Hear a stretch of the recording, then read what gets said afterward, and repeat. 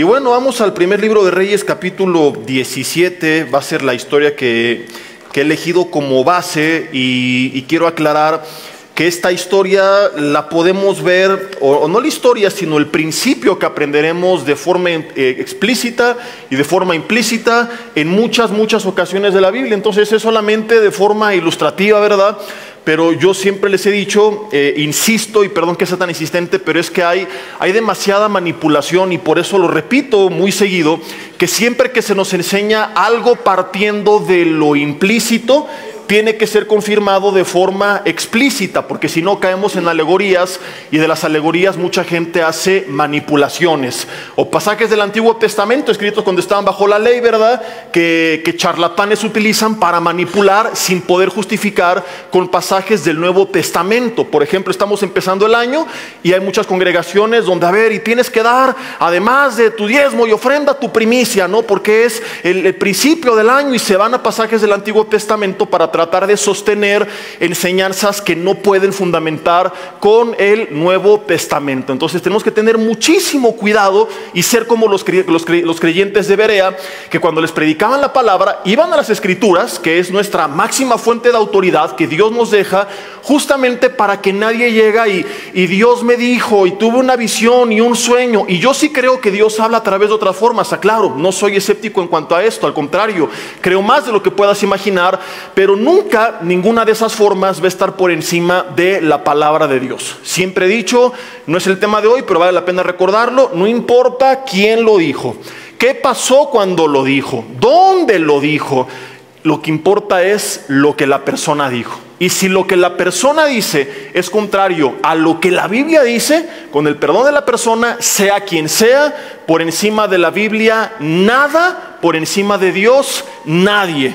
Pablo dijo en Gálatas 1:10, aunque venga yo o un ángel del cielo, si les enseña algo diferente, el tal es anatema. Entonces mucha gente se va con la finta, no, es que el que lo dijo, cuando lo dijo tembló y sentí la presencia de Dios, y en esa iglesia en verdad ocurren milagros. Mateo 24, Jesús dijo que también en los últimos tiempos se levantarían falsos cristos y que harían señales, prodigios y maravillas para engañar, si fuera posible, aún a los elegidos. Entonces nunca autentifica al mensajero lo que hizo, quién es, dónde lo dijo, sino su mensaje, y el mensajero nunca está por encima del mensaje. Dicho esto, vamos ahora sí a la historia, que como les decía es un pasaje del Antiguo Testamento que quiero utilizar simplemente de forma ilustrativa para ejemplificar el principio de esta enseñanza que he titulado guiados y bendecidos por la adversidad, o guiados por la adversidad.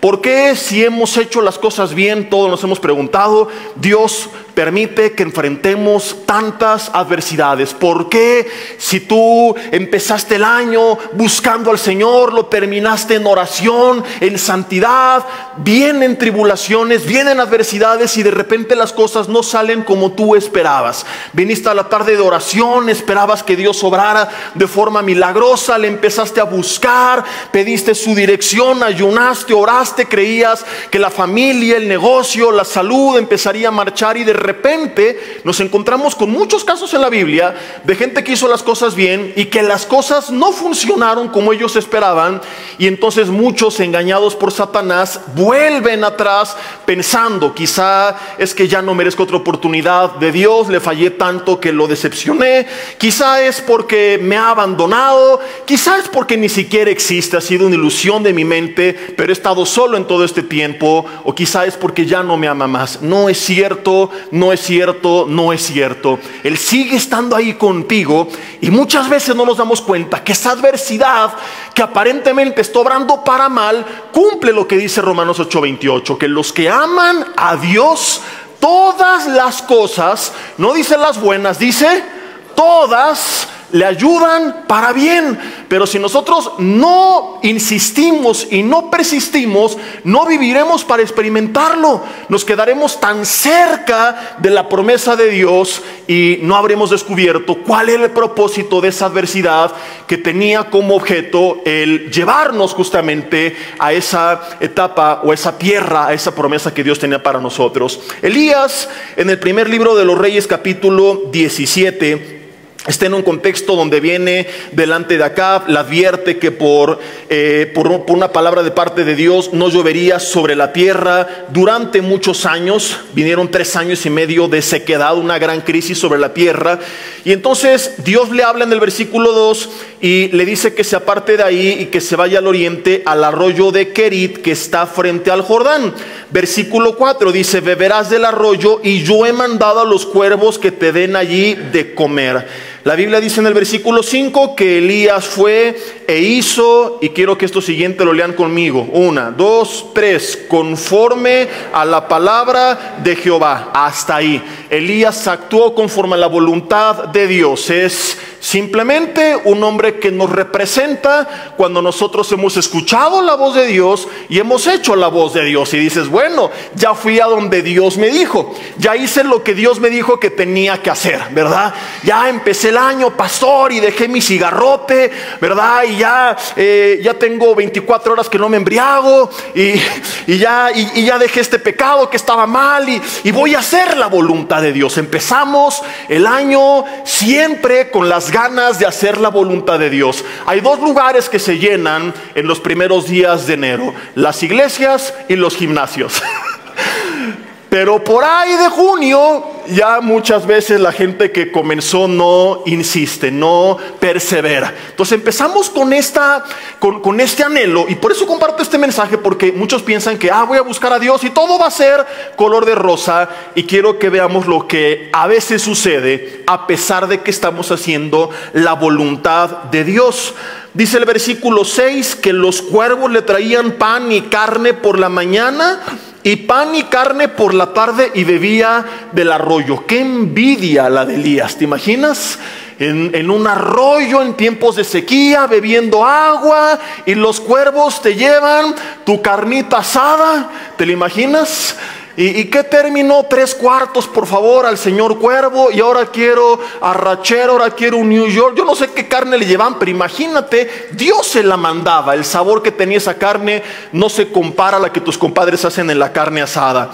Y dice en el versículo 7 de forma sorpresiva que pasados algunos días se secó el arroyo porque no había llovido sobre la tierra. Esto Elías lo sabía y Dios lo sabía antes de llegar ahí, porque los primeros versículos nos cuentan cómo él fue delante de Acab y le dice: no va a llover sobre la tierra. O sea que no es algo nuevo. Entonces, si meditamos un poco, surgen preguntas. ¿Por qué Dios lo manda a un lugar que sabe que se va a secar? ¿Por qué, si el Señor le dio la orden de que fuera delante de Acab y le profetizara que no habría lluvia, lo manda a un arroyo que sabe que días después se va a secar porque no hay lluvia? Y esperaríamos que el Señor dijera: no te preocupes, Elías, ahorita mando unas pipas celestiales o algo por el estilo. Pero no, dejó a Elías en un arroyo sin agua. El Dios que hizo salir agua de la peña en el desierto, ahora no le provee agua a Elías. Y la pregunta es: ¿por qué? Elías, ¿en qué falló? Hizo todo bien y de repente se encuentra sin este elemento vital para sobrevivir, que era agua. Y muchas veces la gente piensa que cuando algo falta en nuestras vidas es porque seguramente estamos fuera de la voluntad de Dios. Muchas veces sí. No podemos negar que hay veces que nosotros enfrentamos consecuencias de malas decisiones, y lo que necesitamos no es un mensaje como esto, sino arrepentirnos. Escuchaba un pastor recientemente que decía: no le pides a Dios que te hable cosas específicas de tu vida si hay cosas generales de la Biblia que no has puesto en práctica, si hay cosas que ya sabes que le tienes que entregar, que hacer o dejar de hacer, y sigues ahí. Primero escucha lo que Él ya te dijo aquí y luego le pides que te hable otras cosas más personales. Pero ¿qué sucede con personas como Elías, como Job, que sus amigos, cuando lo ven, que el hombre pierde su salud, sus hijos, pierde su dinero, la mujer todavía le dice: maldice a Dios y muérete para cobrar el seguro, la mendiga, ¿verdad? Porque se había quedado sin nada. Entonces, y dices: oye, le quitó a toda su familia menos a la mujer. Y la mujer se queda a atormentarlo, porque dijeras fue una esposa que lo animó: Elías, Dios está contigo, vamos mi amor, échale ganas. No, pero le dice: maldice a Dios y muérete. Ha de haber dicho Dios a Job a Dios: ya crucé los cables, ¿verdad? Oye, Señor, se te olvidó que llevarte también aquí a la señora. O sea, se la dejó para atormentarlo. Y los amigos llegan y le dicen: seguro pecaste. Y resulta al final de la historia que el problema no es porque él hubiera pecado. O sea, no siempre la gente que sufre es porque cometió pecado. Hay cristianos muy religiosos, legalistas, inclusive pastores, ¿no? Algo te pasó porque algo hiciste seguramente. A veces sí, como ya lo dije, y si sí, y estás consciente de ello, te tienes que arrepentir.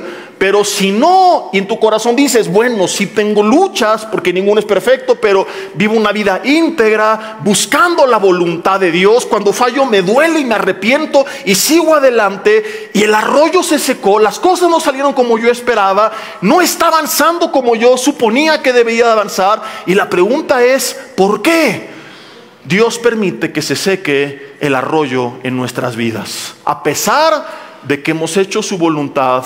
Y la respuesta, al menos de esta enseñanza, porque puede haber otras, pero es muy sencilla. Muchas veces, no digo siempre, muchas, Dios permite que se seque el arroyo por una simple y sencilla razón. Es una forma de confirmar un cambio de dirección en nuestras vidas. Al rato aclararemos algunas dudas que pueden surgir, porque hay personas que quizá tienen que seguir perseverando, pero hay algunas que tienen que darse cuenta, como Elías, cuando ya no es tiempo de seguir en un lugar, en una situación, con una persona, etc. Vamos a la historia, y en el versículo 8, la Biblia dice, inmediatamente después de esto, que vino a él palabra de Jehová, diciendo, levántate, vete a Sarepta de Sidón y mora ahí. He aquí yo he dado orden ahí a una mujer viuda que te sustente. Entonces él se levantó y se fue a Sarepta, y cuando llegó a la puerta de la ciudad, he aquí una mujer viuda que estaba recogiendo leña. Él la llamó y le dijo, te ruego que me traigas un poco de agua en un vaso para que beba. Y después de esto, Dios utiliza a Elías para hacer milagros en este lugar. Muchos conocen esta historia, no quiero meditarla porque no es el tema de hoy. El punto es que tenía un propósito a través del cual Dios se iba a glorificar. Ahora, en casi todas las Biblias, entre el versículo 7 y 8, hay un subtítulo que dice Elías y la viuda de Sarepta. Los que no traen Biblia y tienen buena vista, no sé si alcancen a ver aquí estas letras en negrito. Y si no, vayan con el oftalmólogo para que puedan ver desde allá atrás. Pero hay un subtítulo que dice Elías y la viuda de Sarepta. Entonces, ¿cuál es el error que cometemos? Termina el versículo 7 y creemos que ya terminó esa parte de la historia, de que en el versículo 8 comienza otra nueva. Pero hay que recordar que originalmente la Biblia no tenía ni subtítulos, ni capítulos, ni versículos numerados. Esto los pone el ser humano para identificar mejor los pasajes. Para que días como hoy yo pueda decir, vamos al primer libro de los Reyes, capítulo 17, versículo 8. Imagínate que esto no existiera y te dijera, vamos al primer libro de los Reyes, donde dice que entonces Elías Tisibita, que era, si algunos a duras penas encontraron reyes, algunos andaban por Apocalipsis buscándolo. Imagínate sin capítulos ni versículos. Pero tenemos siempre que hacer este ejercicio. Empiezo a leer nuevo capítulo, leo el anterior para ver el contexto de la historia. Cuando termines tu lectura diaria, al otro día retómala de los últimos versículos, porque si no te puedes perder de grandes enseñanzas como esta. Creemos que se trata de otra historia y no, es la misma historia. Entonces, ¿cuál es el escenario? Se le seca el arroyo a Elías. Siguiente versículo, la misma historia. Dios le dice a Elías que deje ese lugar. Tú te preguntas, ¿por qué esta combinación de dos factores? Una fue la instrucción, la otra fue la confirmación. La confirmación prácticamente lo orilló a obedecer la instrucción. Porque si Dios únicamente se aparece a Elías y nos brincamos el versículo 7 y no se seque el arroyo, y llega en el versículo 8 y una voz le dice, vete de aquí y vete a Sarepta, la mayoría cree que Elías habría dicho, oh sí Señor, allá voy. Mira, yo te voy a ser bien honesto. Si tú y yo hubiéramos estado en el lugar de Elías, estamos en el arroyo de Querit, en tiempos de sequía, no hay agua en la tierra, lo necesitas para sobrevivir, y una voz del cielo te dice, vete a Sarepta. Hubiéramos dicho, te reprendo en el nombre del Señor. Hubiéramos creído que era un ataque del enemigo, ¿sí o no? No hubiéramos reconocido que era la voz de Dios. Muchos dicen, no, ¿cómo no? Era un hombre de Dios. Sí, era un hombre de Dios, pero no era un hombre perfecto. Santiago 5 dice que era un hombre sujeto a pasiones semejantes a las nuestras. Y hace poco veíamos que cuando regresa años más tarde con Acab para orar para que vuelva a llover, la esposa de Acab lo amenaza de muerte y él huye pidiéndole a Dios que le quite la vida. Y ahí no pudo discernir la voz de Dios. Elías en muchas ocasiones de su vida no fue tan sensible como creíamos que siempre lo era. No estoy diciendo que era un hombre de Dios, era un gran hombre de Dios, pero aún los grandes hombres de Dios se equivocan. Hasta el mismo profeta Samuel, cuando vio al hermano mayor de David, dijo: de cierto delante de Jehová estás ungido, y no era él. Dile de lado: tómala. Ay de nosotros si perdemos la humildad de reconocer que podemos equivocarnos y creemos que siempre, siempre, siempre acertamos, porque entonces nos envanecemos y nos vamos a dar cuenta cuando estamos caminando en una dirección que no es la voluntad de Dios. Todos los grandes hombres de Dios en la Biblia llegaron a cometer errores, y a muchos, o a todos más bien, al menos de los que la Biblia nos cuenta lo suficiente de su vida, a veces les faltó el discernimiento. Entonces, si una voz viene con Elías y le dice: deja Querit, vete a Sarepta, él hubiera dicho: no, porque yo escuché que Dios me trajo aquí, pero es tiempo de moverte. Entonces Dios puede haberte llevado a algo inicialmente. Que permanezcas ahí es distinto. Dios llevó a Israel y los tuvo en el desierto, pero para que lo cruzaran en 15 días. Y ellos decidieron acampar ahí durante 40 años.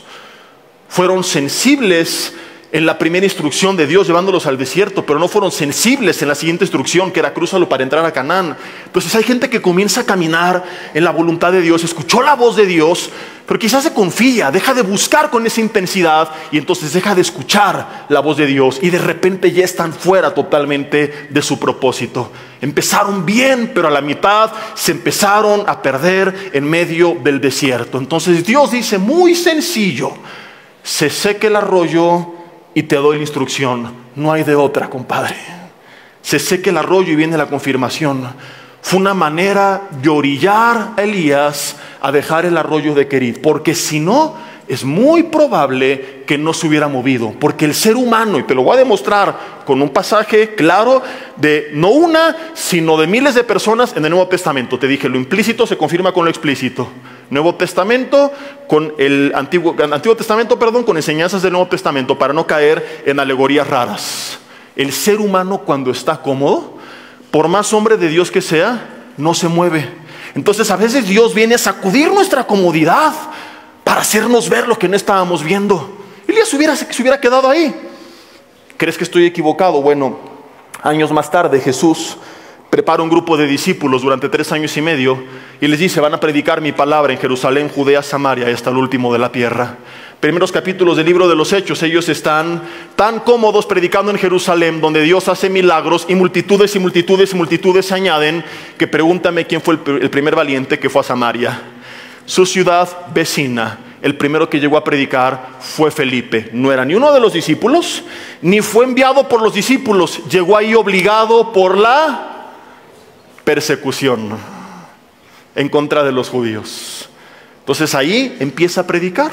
Le llega la buena noticia a los apóstoles y entonces van con Felipe, pero ninguno había ido porque es muy sencillo. Están tan bien en Jerusalén viendo la gloria de Dios, que ¿quién es el primer valiente que va a dejar esa comodidad para irse a Samaria? Entonces Dios permite la persecución y la diáspora en contra del pueblo judío en el 70 después de Cristo, para que fueran y predicaran no solo a Samaria, sino hasta lo último de la tierra. Si no viene la persecución, el evangelio no llega a nosotros y se queda de forma local en Medio Oriente nada más. Pero gracias a que los cristianos tuvieron que huir por todo el mundo, obligados por la persecución, predicaron la palabra a todo el mundo. Los historiadores nos cuentan de cómo llegó el evangelio a Roma, y de Roma, capital del mundo en ese entonces, llegó a todas las naciones del mundo entonces conocido. Muchas veces Dios nos muestra en la historia y en su palabra ha operado de esta forma. Aún grandes hombres de Dios como los apóstoles, cuando están saliendo las cosas bien, no se mueven, allí se quedan. Entonces Dios nos tiene que sacudir el árbol tantito para recordarnos que estamos estancados, que nos hemos conformado y que eso no es todo lo que Él tiene para nosotros. ¿Cuántos ya se conformaron? Pues tengo salud, tengo para vivir bien, mi familia está cómoda, y ya no anhelas que Dios te use como antes. Ya no buscas con intensidad su rostro como antes. Ya hay ese fuego en tu corazón por predicar su palabra, por ser usado, por ver milagros, porque Él se manifiesta en tu vida. Ya no hay ese anhelo de venir y conocerle más, de leer más, de aprender más. Empezamos a caer en un cristianismo rutinario. Voy el domingo, llego tarde, estoy en alabanza y medio escuchando, qué bonito, la prédica, amén, aleluya, gloria a Dios. Me persino con mi pescado, ¿verdad? Se lo pego a mi coche en la parte de atrás, porque todo buen cristiano tiene su guachinango atrás, ¿verdad? Que dice Ixoye, no sé ni qué significa, pero ahí lo tengo, creyendo que es de buena suerte, y vivo el resto de mis días con una completa apatía. Y las palabras de Jesús, el que cree en mí, Juan 14:12, las obras que yo hice y aún mayores hará, porque yo voy al Padre, se nos olvidan porque estamos cómodos. Y el peor enemigo de la voluntad de Dios y de la gloria de Dios en la vida de un creyente es cuando él cae en un estado de comodidad. Entonces Dios permite que a veces se nos empiece a secar el arroyo para obligarnos a cambiar de dirección, porque somos capaces de elegir una vida mediocre, sin victorias, sin la voluntad de Dios, siempre y cuando eso signifique no dejar ni abandonar nuestra comodidad. Empecé con un hombre, pasé al Nuevo Testamento a decenas de hombres y regreso al Antiguo Testamento para contarte de 2 millones de personas. Pasamos de las unidades a las decenas, centenas, a los millares quizás.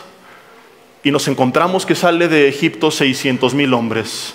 Sumas esposas e hijos, hablamos de 2 millones de personas. Cuando van a entrar a Canaán, envían a 12 representantes a ver la tierra. 10 de los 12 dicen: hay gigantes, murallas de ejércitos, no se puede, no vamos a entrar.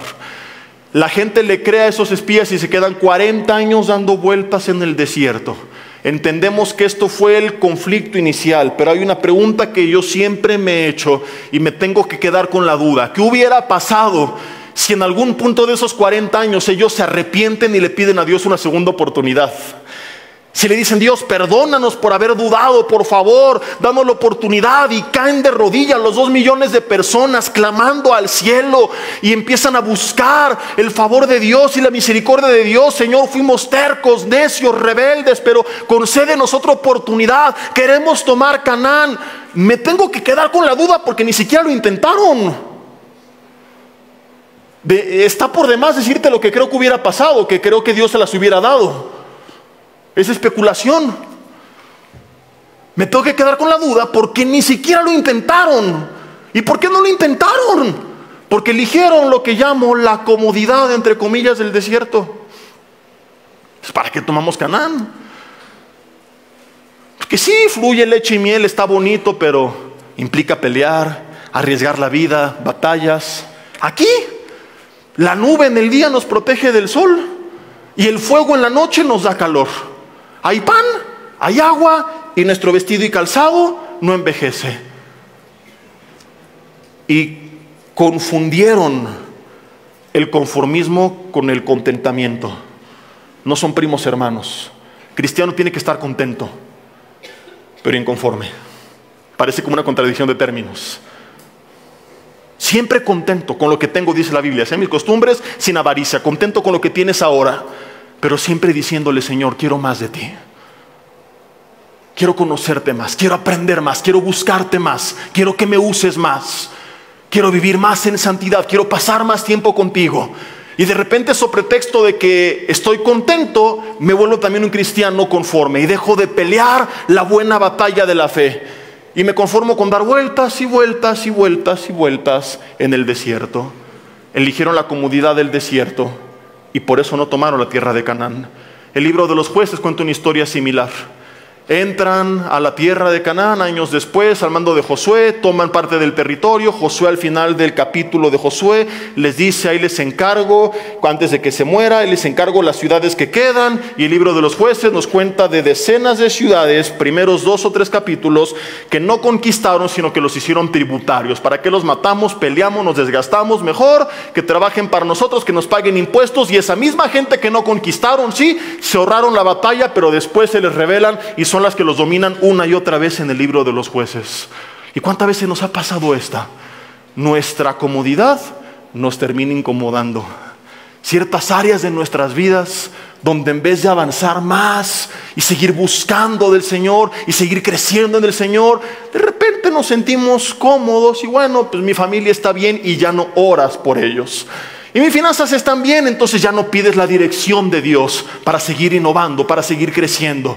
Y de repente pues Dios ya me usa y ya te conformas en tu relación con Él. Y se apaga ese fuego como el de Timoteo. Y ya no le pides a Dios que te siga usando, que siga como le pidió Jabes, ensanchando tu territorio. Y es cuando Dios permite que se seque el arroyo, para darnos cuenta, hacernos darnos cuenta que es hora de cambiar de dirección. El problema es que, como decía el hermano Arjona, creemos que los problemas son problemas, y decía sabiamente él que a veces el problema no es problema. ¿Cuántos se saben esta alabanza que él cantaba? A veces el problema no es problema, es simplemente un medio que Dios está utilizando para orillarnos a hacer algo que no estábamos haciendo, para cambiar nuestra dirección, para cambiar el rumbo, la dirección de nuestras vidas. Para ahí estamos de tercos, pidiendo que nos rellene el arroyo, en vez de entender que quizá no hay que pedir que nos rellene el arroyo, sino que nos diga dónde quiere que vayamos. Ahora, no estoy hablando de esto, y hay que tener mucho cuidado de no confundirlo. Este es un paréntesis en medio del mensaje, de que no significa que si algo no sale me tengo que rendir inicialmente, porque a veces es que el arroyo se secó por voluntad de Dios, pero a veces hay oposición del enemigo.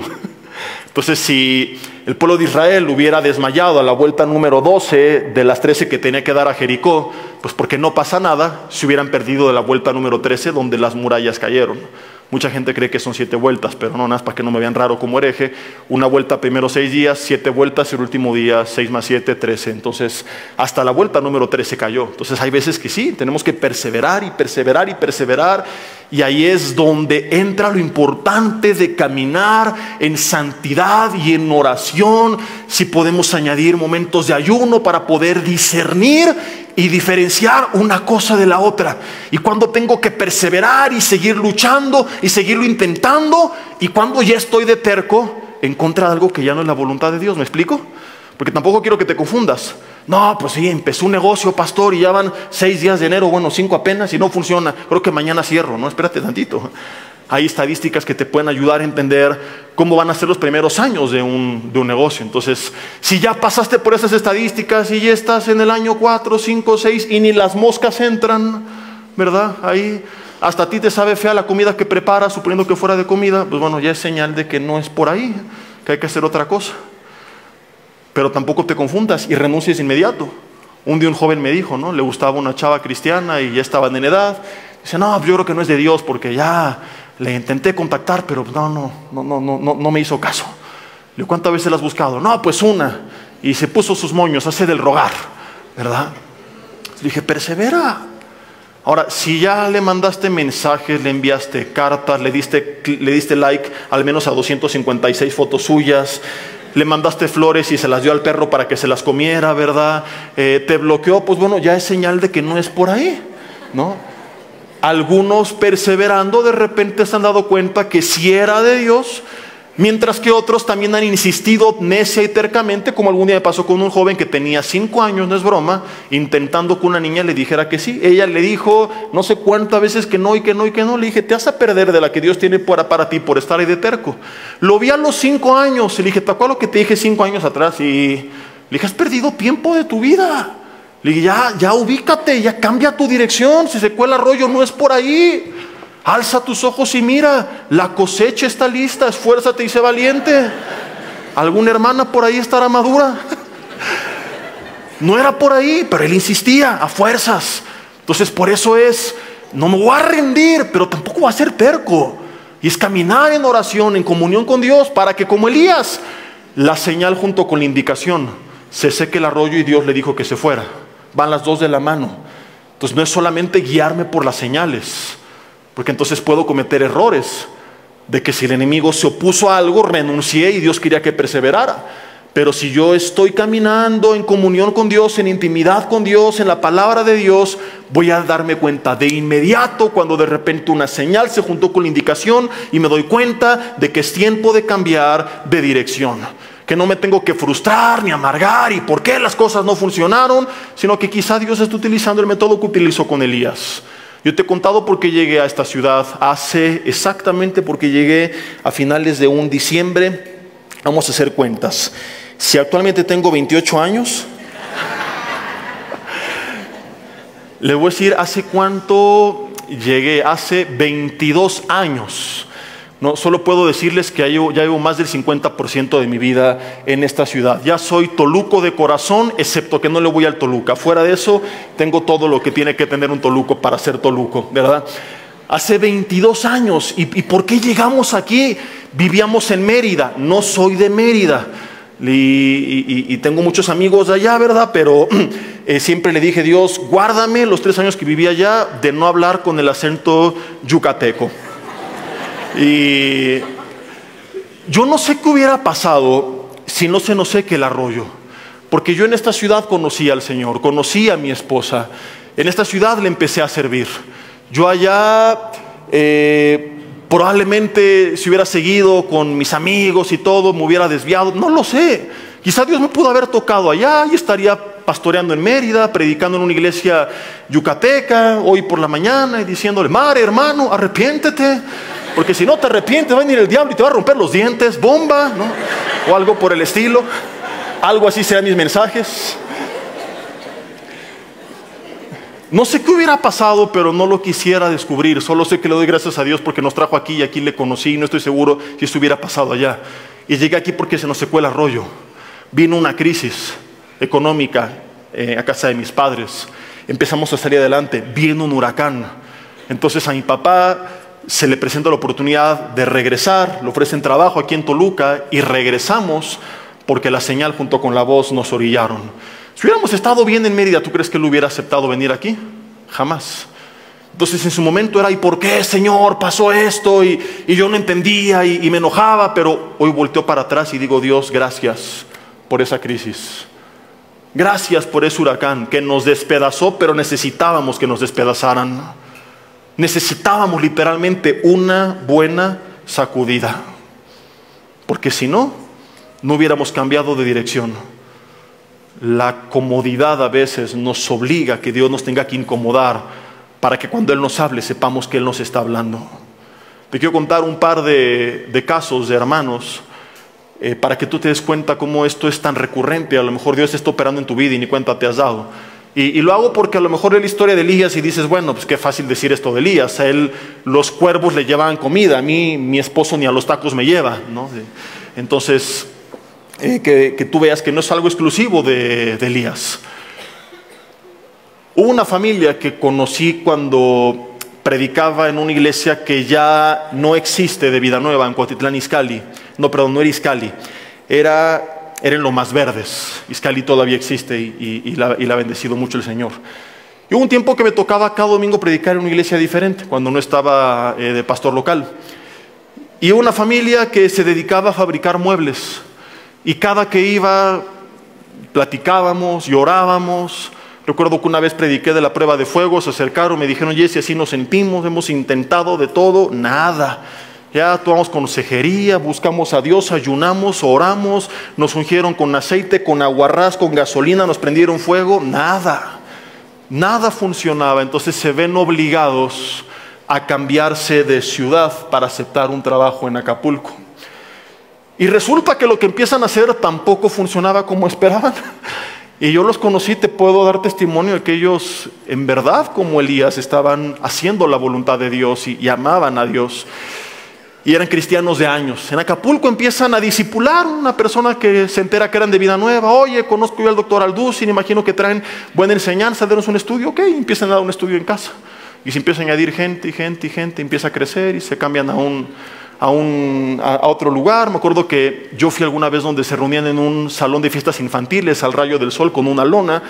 Eran como 30 personas y les dije, ojalá que puedan cambiarse un lugar con aire acondicionado. No lo digo por mí, lo digo uno como predicador y ustedes se aguantan, pero si quieres invitar a alguien que viene por primera vez, va a preferir escuchar la palabra en un lugar con aire que en un lugar sin aire. El cristiano comprometido no le importa si tiene que estar en la tierra sentado al rayo del sol con alacranes encima, lo que quiere es la palabra de Dios. Pero el que no está comprometido todavía, ¿cómo le puedes exigir esto? Entonces, ojalá que esto pase. Para no hacer ese cuento largo, Dios lo fue prosperando y resulta que de repente crece tanto ese grupo de discípulos que se convierten en una iglesia de más de 500 personas y se ven obligados a dedicarse de tiempo completo a pastorear la iglesia de Villanueva para el Mundo, Acapulco. El pastor falleció hace algunos años, otra prueba muy difícil que pasó la pastora Yolis y su familia, pero el fruto de lo que sembraron espiritualmente es eterno. Algún día les dije, Dios no los quería construyendo muebles, Dios los quería construyendo vidas. Los muebles se acaban, las almas que rescataron permanecen para siempre. ¿A dónde Dios los llevó? A través de la adversidad. ¿Y a dónde nos quiere llevar? Y ni cuenta nos estamos dando. Y ahí estamos enojados. ¿Por qué, Señor, permites esto? En vez de darnos cuenta que puede llevarnos a una gran bendición, ¿no? Y así te puedo contar como ellos, de hermanos que a través de adversidad tuvieron que emprender algo de forma emergente, y eso emergente de repente prosperó tanto que se convirtió en su modus vivendi y que les proveía ahora 2 o 3 veces más que lo que antes generaban.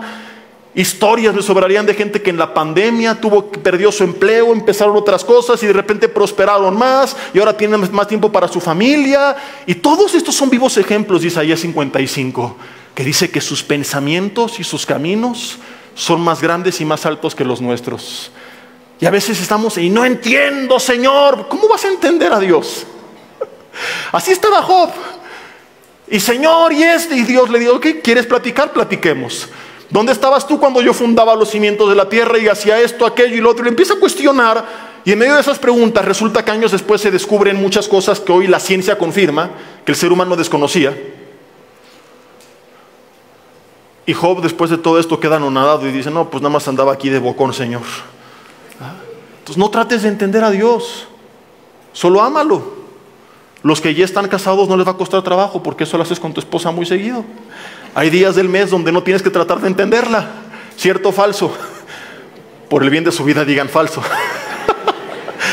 Porque algunos los vi que dijeron, sí, es cierto. Y voltearon con temor de quedarse 3 semanas durmiendo en el sofá en ayuno y en oración. Entonces Dios muchas veces en la Biblia operó así.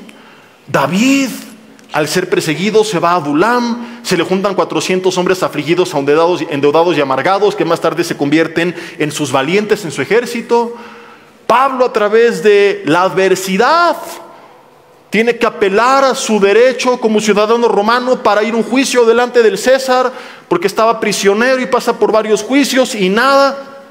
Y llega a Roma, donde él había anhelado durante tantos años predicar la palabra.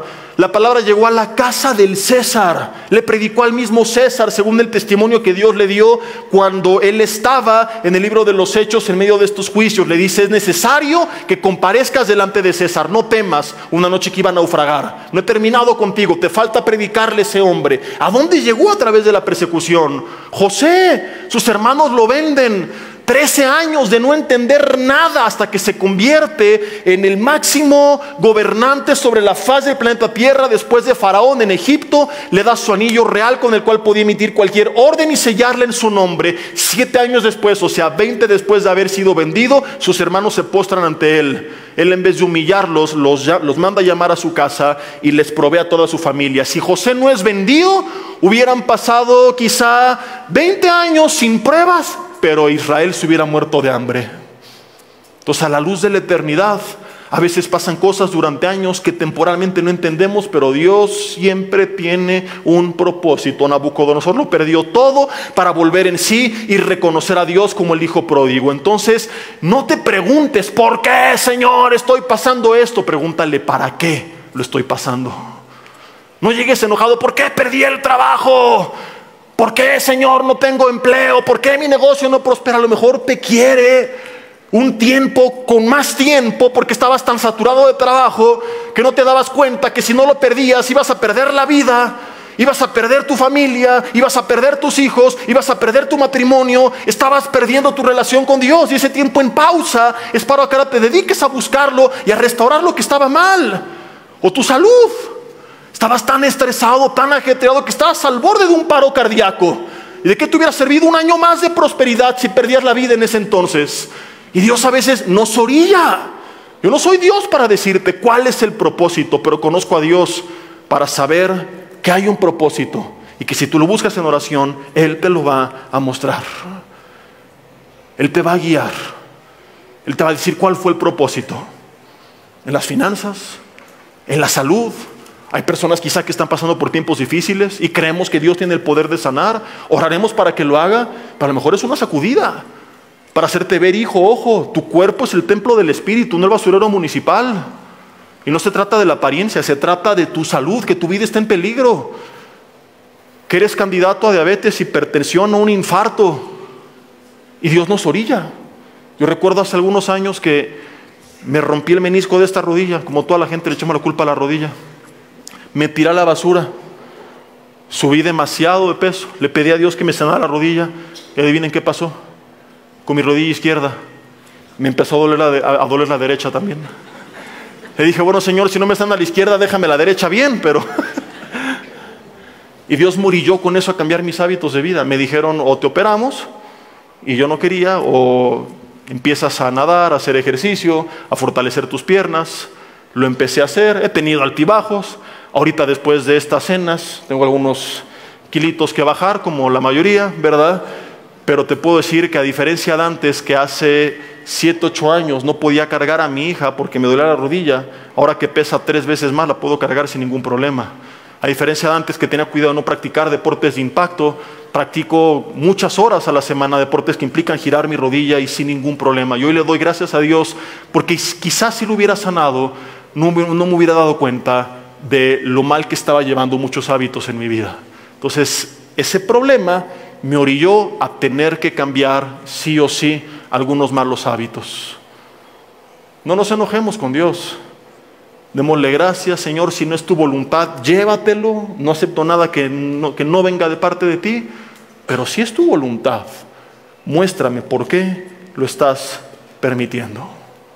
¿Cuál es el propósito de esta adversidad? Descansa en que Él está al control. Y termino con Jeremías 29:11, que dice, porque yo sé los pensamientos que tengo para ustedes. ¿Quién se lo sabe? Pensamientos de tortura, de sufrimiento y de adversidad. ¡Ja, ja, ja, ja, ja! Pecador miserable. No. Pensamientos de bien y no de mal, para darte el fin que esperas. ¿Le estás pasando mal? Entiende esto, los pensamientos de ti son para bien. Entonces la pregunta es, Señor, ¿qué quieres obrar en mí a través de esto? ¿Cuál es el propósito de esta adversidad? Tú lo irás descubriendo con el tiempo, pero hay uno que sí o sí siempre se cumple. La adversidad siempre, sin excepción alguna, fortalece, para quien lo entiende, su comunión con Dios. Se fue un hijo de la casa, ¿qué hacen las mujeres? Empiezan a clamar. Problemas en el matrimonio, empiezan a clamar. Una enfermedad, empiezan a clamar. Una crisis, empiezan a clamar. La adversidad despierta el fuego. Entonces hay otras cosas periféricas que quizá Dios quiere obrar, pero lo más importante es esto: Dios te está llamando, o cuando pases por ese tiempo, Dios te empezará a llamar a buscarle como nunca antes lo has hecho en tu vida. Solamente una cosa y con esto termino. Cuando tú lo hagas, déjame advertirte lo que va a pasar. Hemos hablado el año pasado muchas veces de la búsqueda desesperada, con intensidad.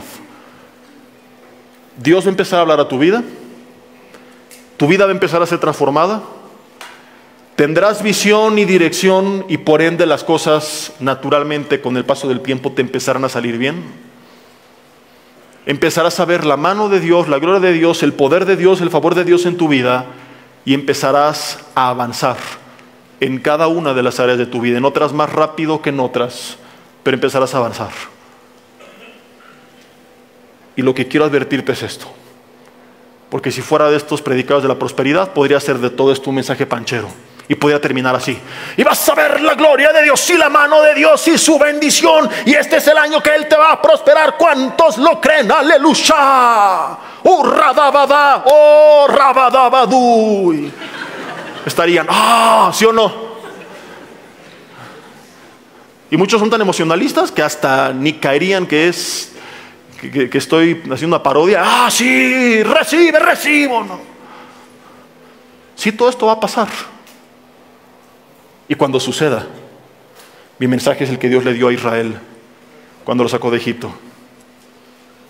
Acuérdate de Jehová, tu Dios, que te sacó de la tierra de Egipto, que te pasó por un desierto grande y espantoso, y te dio agua de la roca, y te sustentó, y te dio maná del cielo. No suceda, le advirtió, que comas y te sacies, y edifiques buenas casas en que habites. Si quieres ya puedes empezar a...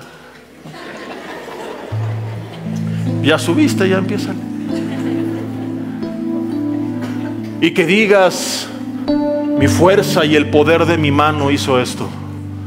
Porque entonces te va a pasar a veces de una serie de maldiciones. Todas se cumplieron, porque Israel se olvidó de quién los había sacado de Egipto. ¿Y por qué te digo esto? Porque conozco a mucha gente que ya lo ha vivido, que me buscaron como pastor desesperados cuando lo habían perdido todo.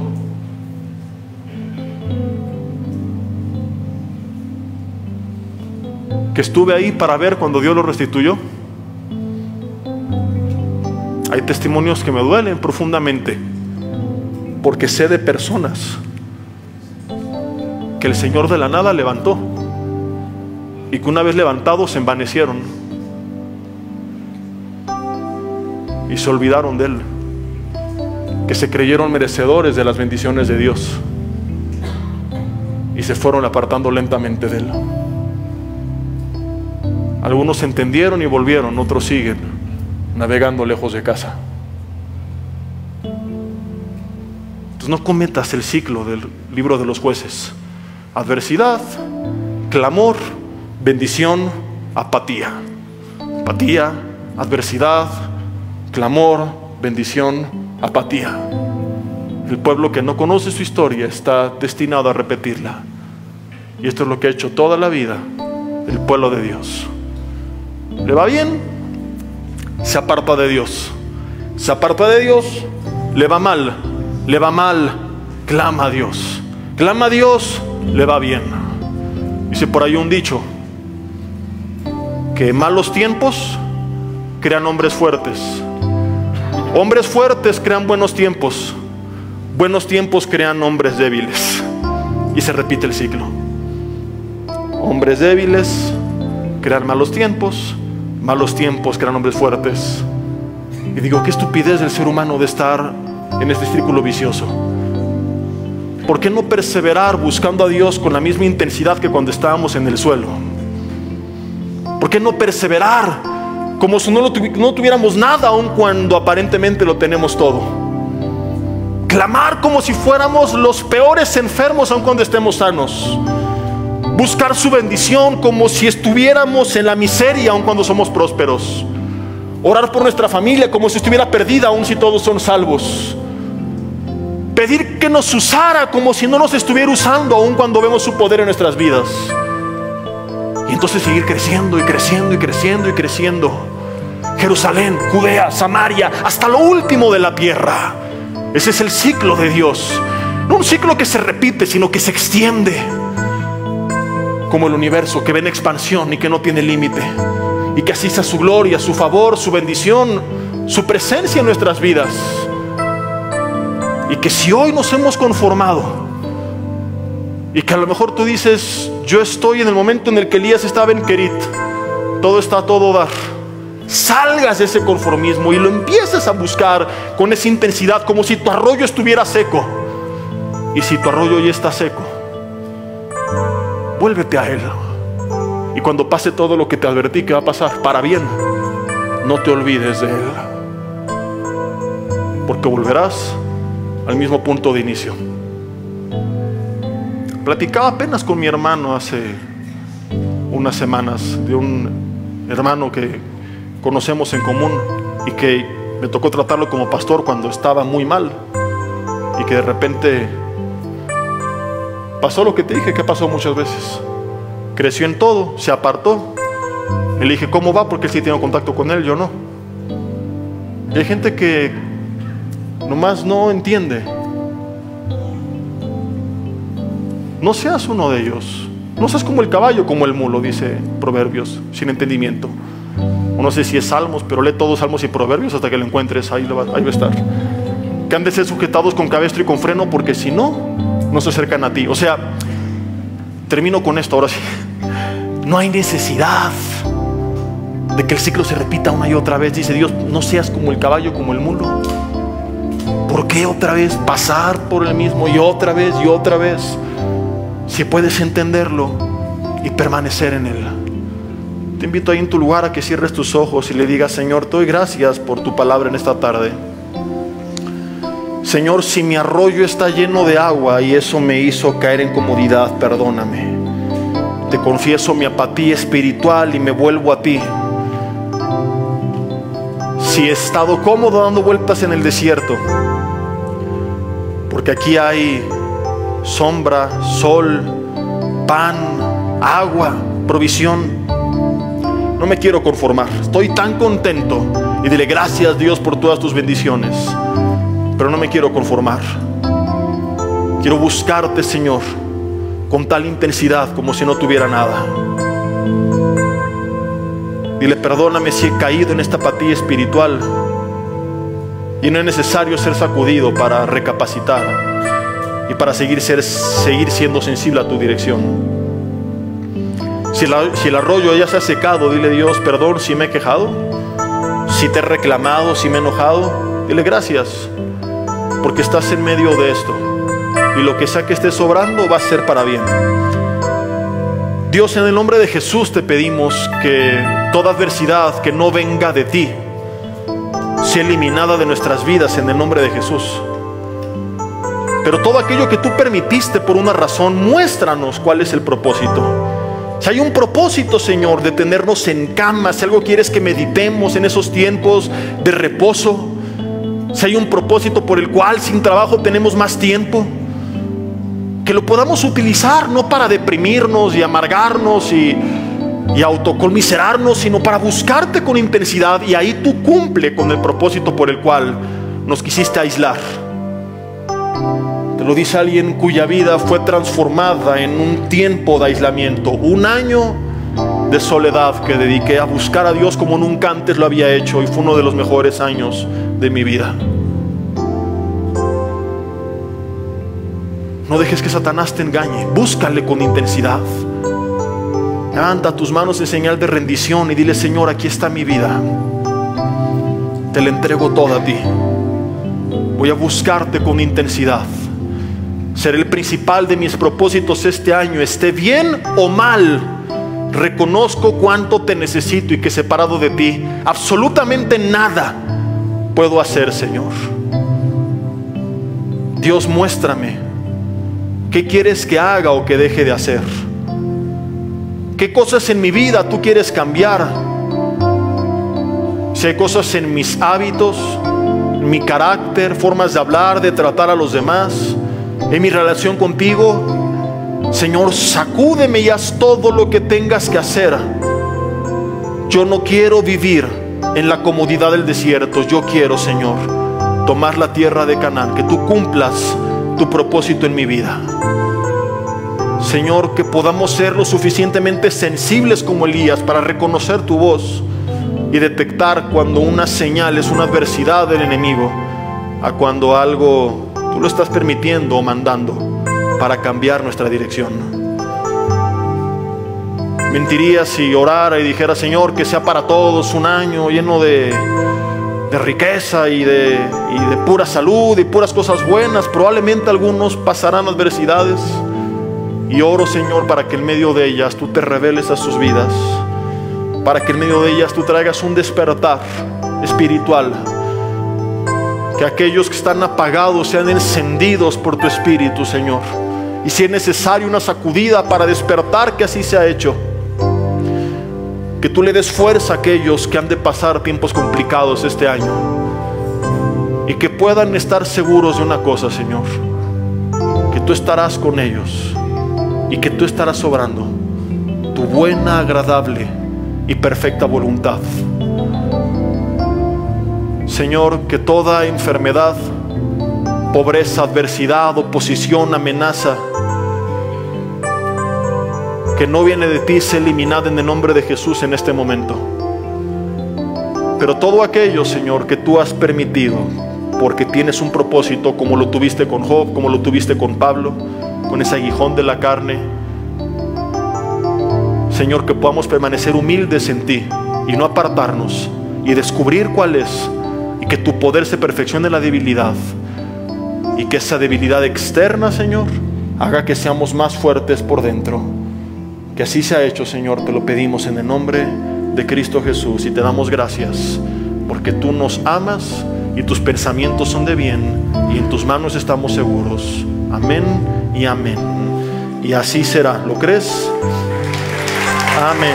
Hola, ¿qué tal? Me da mucho gusto saludarles y quisiera simplemente comunicarles que gracias a todos ustedes a través de todas las naciones del mundo que aman la palabra de Dios y que realmente están interesados en que nosotros como organización Vida Nueva para el Mundo y Armando Alducin Ministries continuemos predicando el Evangelio de la Gracia de Jesucristo y que podamos nosotros continuar haciéndolo gracias a sus donaciones.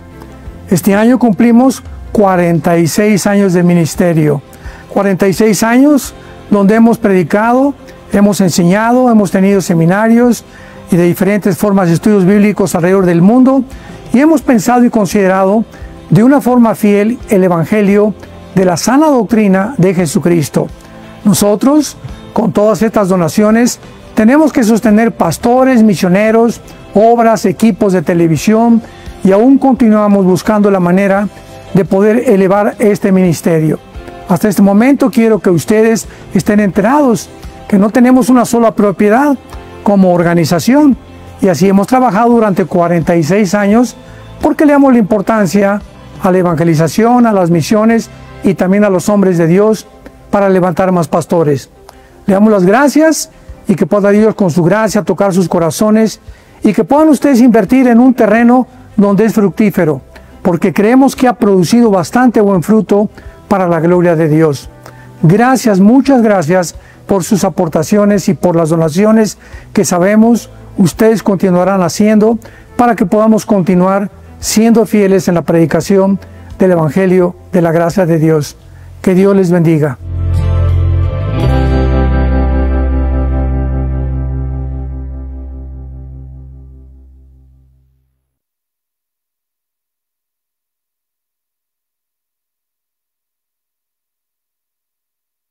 Hola.